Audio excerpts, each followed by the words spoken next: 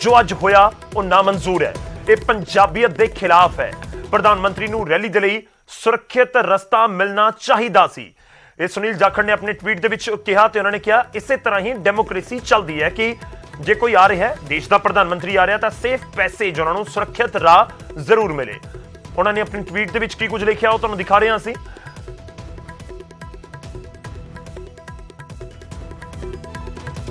ਸੁਨੀਲ ਜਾਖੜ ਨੇ ਆਪਣੇ ਟਵੀਟ ਦੇ ਵਿੱਚ ਲਿਖਿਆ ਕਿ ਜੋ ਅੱਜ ਹੋਇਆ ਉਹ ਨਾਮਨਜ਼ੂਰ ਹੈ। ਇਹ ਪੰਜਾਬੀਅਤ ਦੇ ਖਿਲਾਫ ਹੈ।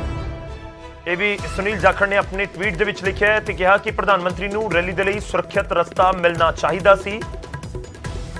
ਇਸੇ ਤਰ੍ਹਾਂ ਹੀ ਡੈਮੋਕ੍ਰੇਸੀ ਚੱਲਦੀ ਹੈ।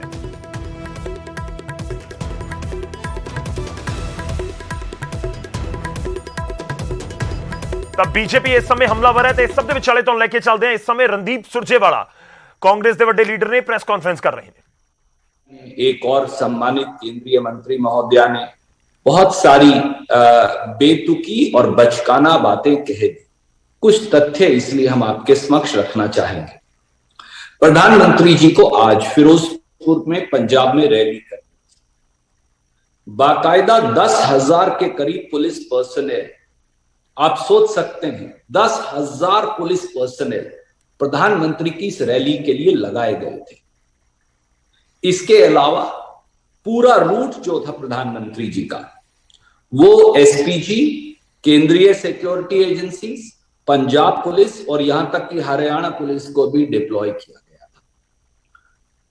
प्रधानमंत्री जी को भटिंडा से फिरोजपुर तक हेलीकॉप्टर से जाना था। उनका कभी भी सड़क मार्ग से जाने का कोई रूट निश्चित नहीं था। जब प्रधानमंत्री जी भटिंडा आए तो उन्होंने देखा कि रैली में भीड़ नहीं है। शायद भाजपा और मोदी जी ये स्वीकार नहीं कर सकते कि लोग उन्हें सुनने ना आए, और इसलिए उन्होंने हुसैनी वाला जो हमारा शहीद स्मारक है और उसके बाद रैली स्थल तक सड़क मार्ग से आखिरी मिनट पे, लास्ट मिनट पे जाने का निर्णय किया। प्रधानमंत्री निर्णय कर लें तो उसमें कोई व्यक्ति इफ और बट कर ही नहीं सकता। अब प्रधानमंत्री जब सड़क मार्ग से जा रहे थे तो आनन फानन में रूट लगाया गया, क्योंकि सारे सिक्योरिटी पर्सनल तो प्रधानमंत्री की रैली के लिए लगाए गए। वहां रास्ते में कुछ किसान साथियों ने विरोध किया। जो किसान मजदूर संघर्ष समिति है और किसान लोग हैं, हमारे भाई बहन, उन्होंने बहुत दिनों से प्रधानमंत्री की रैली के बहिष्कार और विरोध का निर्णय कर रखा था। बाकायदा गजेंद्र शेखावत जी जो पंजाब के प्रभारी भी हैं, केंद्रीय मंत्री हैं, 2 राउंड्स की वार्ता उन किसान भाइयों से कर चुके थे। किसानों की 4 स्पष्ट मांगे हैं जो शायद भारतीय जनता पार्टी को जानकारी होते हुए भी अनजान माने बैठे हैं।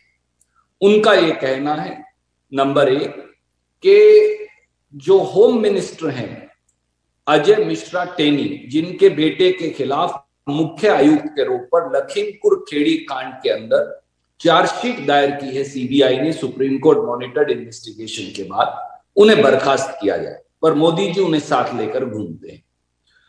दूसरा, उन्होंने मांग ये रखी है कि 700 किसान जो शहीद हुए उनके परिवारजनों को मुआवजा दिया जाए। तीसरी किसानों की ये मांग है कि सभी जो झूठे मुकदमे दर्ज किए गए हैं दिल्ली में, उत्तर प्रदेश में, हरियाणा में, ये सब वापिस लिए जाए।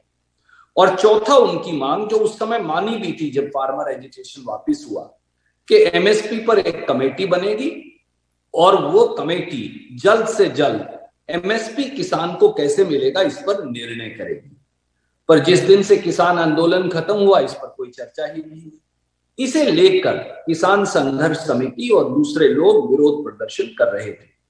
जब प्रधानमंत्री जी का कारकेड बाय रोड गुजरना था तो कुछ किसानों के लोग सड़क पर आ गए, इसलिए प्रधानमंत्री जी को 15 मिनट तक रुकना पड़ा। आप मुझे बताइए, क्या उन किसानों को पुलिस द्वारा गोली मार देनी चाहिए थी? क्या उनकी खोपड़ियां उड़ा देनी चाहिए थी? या फिर उन किसानों को वहां से हटाने का प्रयास करना चाहिए था? मुश्किल से 15 मिनट प्रधानमंत्री जी रुके होंगे। उनको बहाना मिल गया कि अब क्योंकि रैली में तो एक आदमी है नहीं, वहां तो अमरिंदर सिंह जी बैठे हैं, जो 10,000 के करीब सिक्योरिटी पर्सनल है वो बैठे हैं, और 2-4-5 हजार बीजेपी के लोग बैठे हैं। इसलिए रैली में अब कोई है नहीं तो वो वापिस चले गए। हमारा ये अनुरोध है हाथ जोड़कर प्रधानमंत्री जी से भी, भाजपा के नेताओं से भी, पंजाब में आपका भी उतना हिस्सा जितना हमारा है, ये देश हम सबका है, आइए रैली करिए। परंतु जब भीड़ ना जुटा पाए रैली में तो बहाना बनाकर वहां की कांग्रेस की सरकार पर दोष मत मटे, ये अनुचित है, प्रजातंत्र में ये सही नहीं। और इस रैली का इस्तेमाल यूपी के हारे हुए चुनाव में इस्तेमाल करने की कोशिश मत करिए। प्रधानमंत्री सबके हैं, प्रधानमंत्री की सुरक्षा जो है हमारे लिए भी महत्वपूर्ण है। हमने 2-2 प्रधानमंत्री इस देश को कुर्बान किए हैं, श्रीमती इंदिरा गांधी और श्री राजीव गांधी।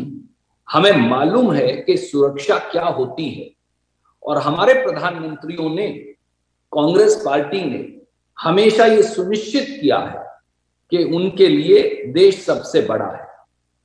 प्रधानमंत्री का पद इतना बड़ा है कि उसके सामने राजनीति सामने आ ही नहीं सकती।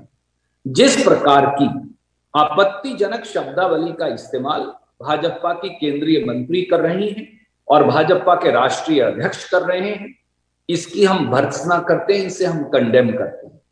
राजनीति राजनीति की जगह होनी चाहिए। प्रधानमंत्री के पद को राजनीति के अंदर घसीटना अनुचित है। प्रधानमंत्री की सुरक्षा पूरी तरह से पंजाब सरकार ने की, 10,000 सिक्योरिटी पर्सनल लगाए गए।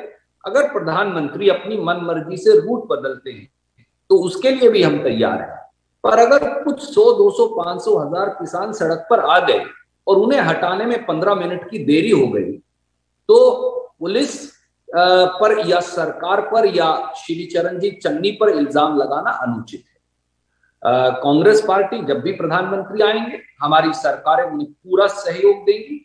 इस प्रकार की हारी हुई भारतीय जनता पार्टी, जिसका 0 जनाधार है पंजाब के अंदर और जो शायद 1 सीट भी ना ला पाए, इस प्रकार की उलझलूल बातें करके वो जानबूझकर प्रधानमंत्री के पद की गरिमा को भी दूषित कर रहे हैं।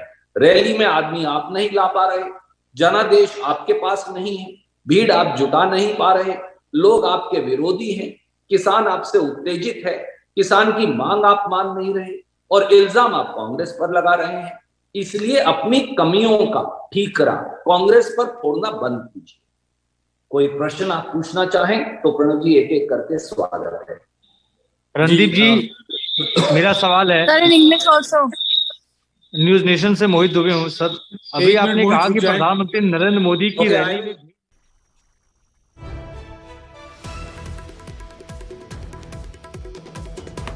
तो कांग्रेस के ਵੱਲੋਂ पलटवार किया जा रहा है।